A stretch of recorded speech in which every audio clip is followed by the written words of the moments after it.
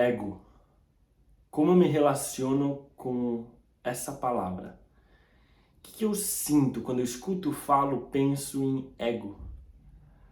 Te dou as boas-vindas ao Transbordar número 10.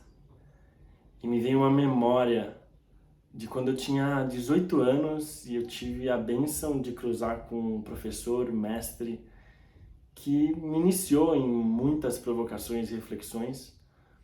E uma das coisas que ele me falou, que fez muito sentido na época, sem saber o quanto que isso ia se tornar um dos maiores processos da minha vida, foi a importância da morte do ego. Morte do ego, isso para mim fez todo sentido. Por quê?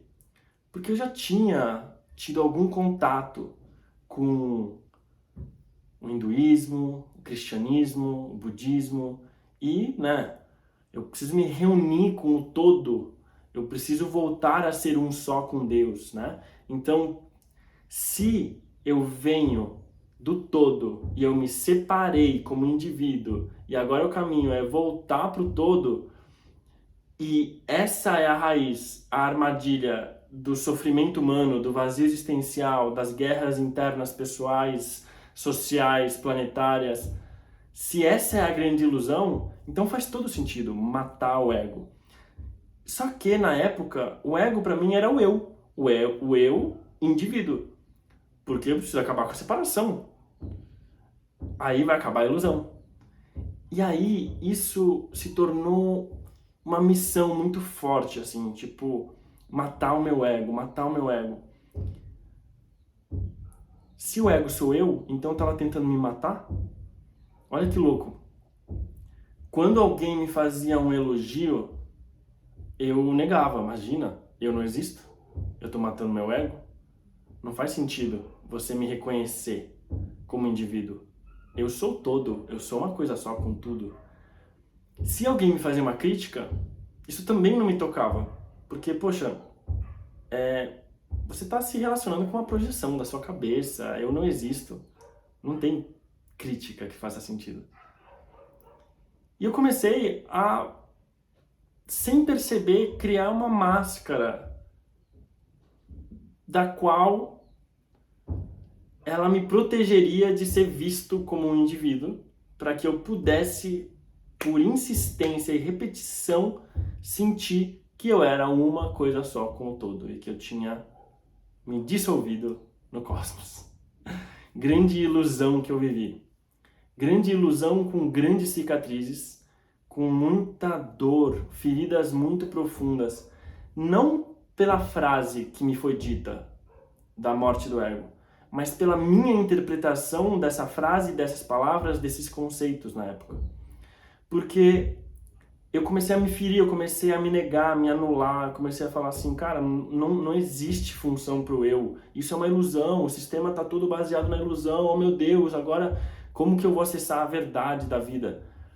E por muitos anos eu me diminuí, eu peguei o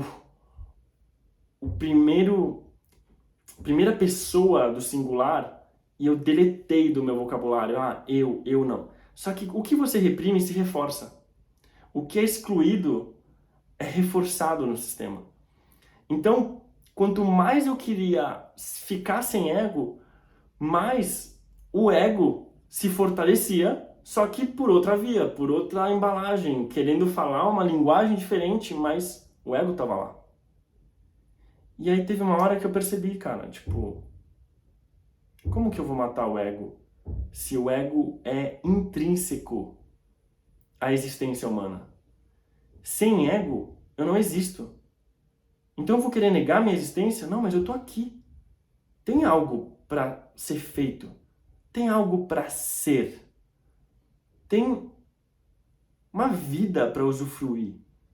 Eu não encarnei à toa. Eu não tô nesse corpo com esse nome, com essa história, com as experiências que eu vivi, com os recursos que eu desenvolvi para anular isso e ficar de fora. Porque também tem essa visão de Matrix, né? Filme Matrix, pá! Então eu vou sair da Matrix, né? Então todo mundo tem que sair da Matrix. Mas o que é sair da Matrix? Sair da Matrix, literalmente, não trabalhar, não se relacionar, não se desenvolver, não cobrar, porque isso também tinha muito a ver com a minha relação com o dinheiro, né? Se eu não existo, então como que eu vou cobrar, como que eu vou receber dinheiro, como que eu vou pagar? Então era uma bagunça.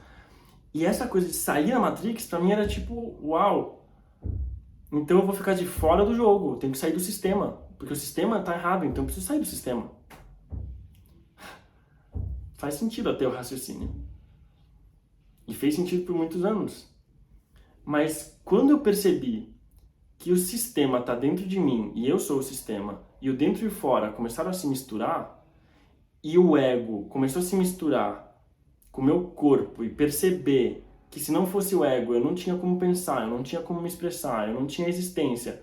Quando eu comecei a perceber isso tudo, eu falei assim, cara, não é sobre sair do sistema, não é sobre viver sem ego, é sobre aceitar, integrar, aceitar a natureza das coisas, a natureza humana que vive através de mim e perceber que essa negação, essa exclusão que eu tentava fazer para fugir das armadilhas, para fugir da dor, para fugir dos desequilíbrios que eu sempre julguei e critiquei ao meu redor, e por quanto mais eu tentava negar em mim, mais eles se reforçavam em hipocrisias, incoerências, eu tinha essa dor de que era tipo assim, que saco tá nesse corpo, que saco ter que me apresentar, que saco ter que ser um indivíduo.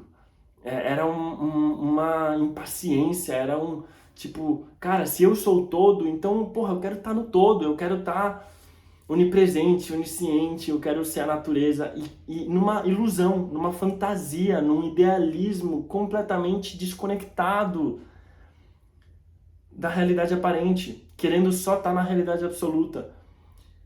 Ser absoluto, negar a parte para ser o todo. E eu falei assim, cara, olha que forte, eu tô querendo me desenvolver espiritualmente, apesar do corpo, apesar do ego, apesar, ou seja, pesa. Tem densidade, tem cobrança, tem uma angústia, tem uma pressão de que saco, tipo, que peso tem um corpo. E foi por muitos anos assim. E sem perceber, eu estava me desenvolvendo pela metade, eu não estava por inteiro. Porque eu estava desenvolvendo energeticamente, espiritualmente, mentalmente, conceitualmente, mas o meu corpo, a minha identidade do aqui e agora, que se expressa através do Mark, estava sendo completamente jogada de lado. E isso gerava um vazio, uma dor aqui dentro muito forte. Então, hoje eu percebo que a questão é entender o ego como o corpo pelo qual eu posso experienciar a vida, e não é apesar dele que eu tô aqui, é através dele que eu tô aqui. Então, em vez de excluir, eu posso agradecer.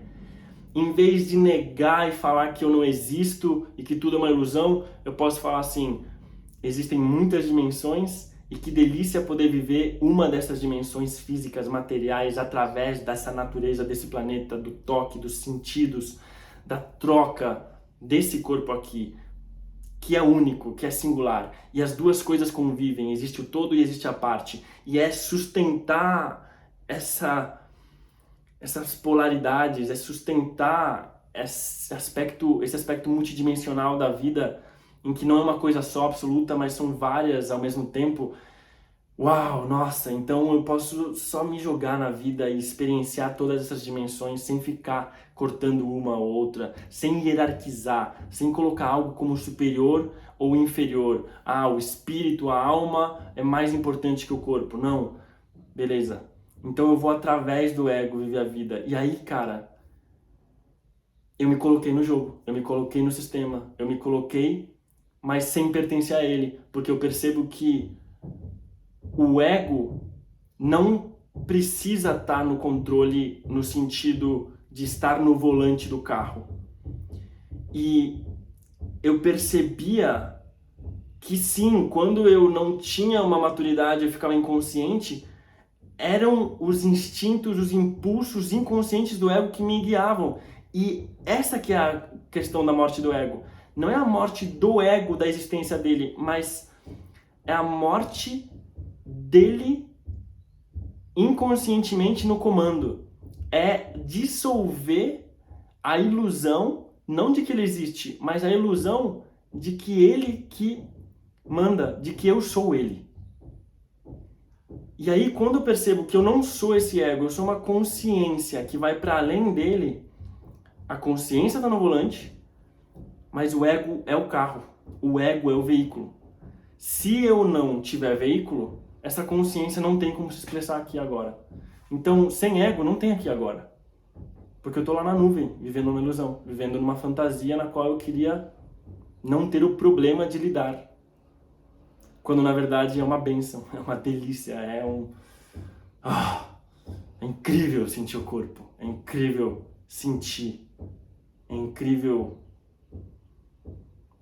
estar aqui. Então, vou cuidar do meu ego, vou acolher o meu ego, vou trocar com outros egos, sabendo que eu não sou ele, mas eu também sou ele.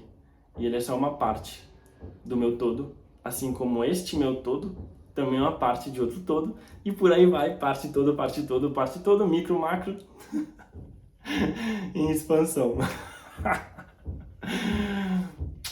Até amanhã.